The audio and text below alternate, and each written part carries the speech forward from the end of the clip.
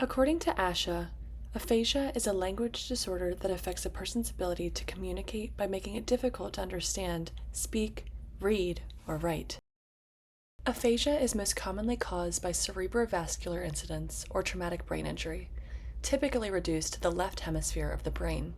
It is important to remember that aphasia does not affect a person's intelligence. A person with aphasia knows exactly what they want to say, but often struggle to get the message out. This characteristic of aphasia can be really frustrating for the person trying to communicate and the listener who's trying to understand their message.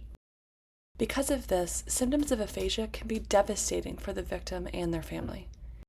But what happens when a patient loses the language they speak with their family, but can only receive therapy in their second language, or a language that is most unfamiliar to them? In this video, we will discuss the impacts of aphasia on individuals who are bilingual or who have learned English as their second language.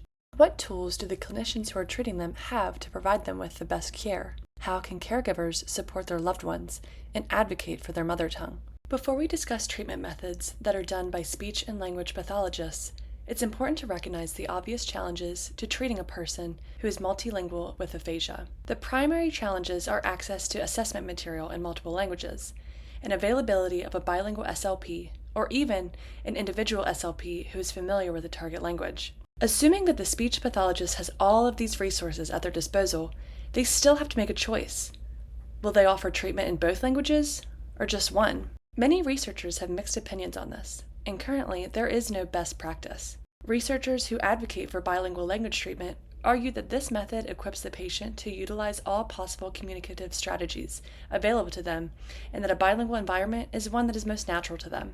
On the other hand, those who push for a monolingual therapy approach will argue that the brain connections of a multilingual person have intermixed lexical and morphosyntactic organization between the two languages, and that treatment in one language will automatically transfer to the other due to stimulation of a shared neural network. With all of this to consider, let's discuss some bilingual treatment methods. Intensive multimodal treatment. This is a method that helps people with chronic aphasia learn multiple communication strategies for a single concept. This can include both L1 and L2 languages, as well as gesture, nonverbal imagery, and reading and writing.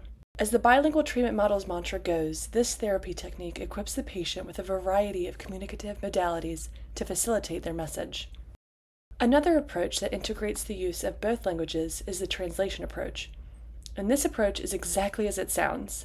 The patient is asked to translate words or phrases that are presented to them by the clinician. This approach is best for someone who wants to improve on the control of their language selection, or limit their code switching. A clinician may also use this approach so their patient may have practice in a language that is unfamiliar to the clinician, keeping in mind that friends and family members of the patient can check for correctness later. Next, we will discuss the role of the caregiver. At times, the caregiver will act as the voice for their loved one, even despite language variations. However, bilingual caregivers of individuals with aphasia may also act as interpreters at times. While it's important to advocate for your loved one, it's equally as important to remember that the therapist needs to hear a direct translation. It needs the interpreter or caregiver to recite exactly what was said, rather than speaking for them. This allows the clinician to understand where they can improve and create goals that are demonstrative of their current state.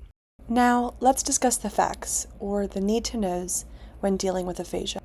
The most important thing to remember is that every person dealing with this symptom is different. You should not compare your progress to the progress of others. With that being said, let's discuss the facts. Fact number 1. Most individuals will recover the language they use the most at the time of the incident. This means that your second language may be the one that comes back first if it was used most often in your day-to-day life. Fact number 2. Most bilinguals with aphasia regain their language ability in both languages at an equal range. This means that while the communal language grows, so will native language. While this is true for most clients with aphasia, I must emphasize that there are always exceptions, and not everyone grows the same. This is okay, and therapy is hard work. Your motivation is what drives progress. This is fact number 3. While every patient is different, only you can create change within yourself, and it does take hard work.